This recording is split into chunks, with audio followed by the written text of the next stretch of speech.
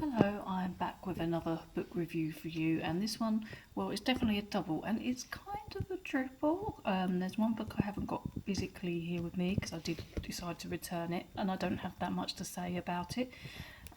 So I will mention that one first. In fact, actually, I can't even remember what it was called. Oh my goodness. So maybe I'll come back to that one, and I'll try and remember or look on the computer to find out what that book was called again. But yeah, they're all non-fictions. So I'm gonna start with the other two first, which maybe I've got a little bit more to say about. As I say, they're all non-fiction books this time round.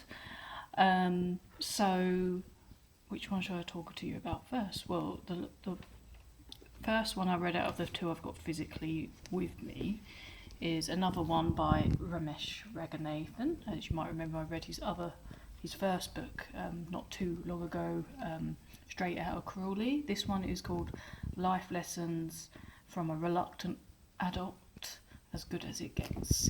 And yeah, this one I really enjoyed.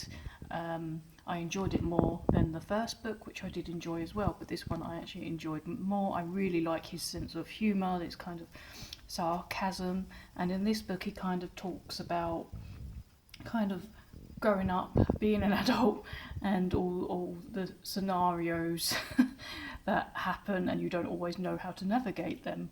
And a lot of that was really like kind of relatable.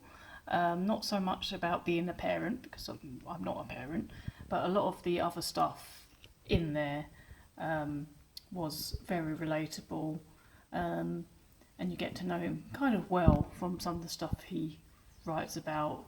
He writes about his marriage and his kids and his taste in music and stuff like that. But it's really funny, and he talks about different scenarios.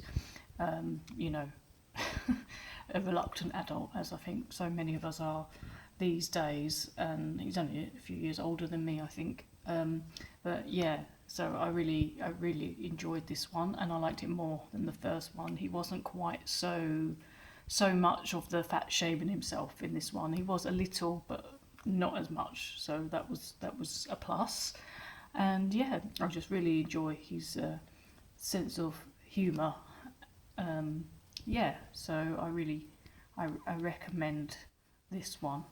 The other non-fiction one I just finished yesterday, I actually only took a few days to read it, is this one, Happy Money, The Japanese Art of Making Peace with Your Money, which is by Ken Honda, who's apparently Japan's best-selling Zen millionaire, which it sounds very promising, and I'm like, yeah, don't we all want to make peace with our money?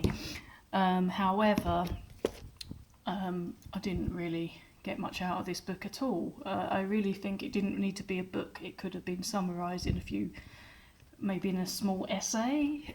Like, I think he said in the beginning of the book, that's kind of how it started, that he ended up writing a little essay that he started, and it ended up being longer and longer, and then he started giving it away to people, and then he was like, some people said, oh, you should write a book, so he wrote a book. Yeah, I don't see how reading this book will help you make peace with your money. He basically, to sum it up, what is suggested in this book is say thank you to your money when you not only when you receive it, but also when you're giving money out. He says the way that money should be smiling, basically, and it will do that if you do positive things with it. So he's basically saying, the way you spend your money is like, giving your money to charity, buying presents for friends and stuff like that, and doing the things that you love and enjoy, and that money does not equal happiness, but family and friends and experiences do, which I think most of us already know that. And yeah, it says about like saving and he talks about, what was he saying in there? He was saying, if you save, then you need to have that, not with the intention, oh yeah, I'm going to need it for a rainy day or if something happens, but you need to put it aside being like, oh yeah, well, I'm going to do this wonderful thing, like have this holiday or buy this thing that I always wanted with that money. And yeah, so it doesn't really help if you're in trouble with money the way he writes it in here. I can't see how saying thank you when you owe loads of money and you've got no money is actually going to help you, to be honest. It feels a little bit love and light in that respect. It's not spiritual per se, but it's very, yeah, it's kind of got that love and light attitude about it, and it's not very realistic. I think you can certainly do a lot of the things he says, but what about the other side of that? Like I say, what about when you're struggling?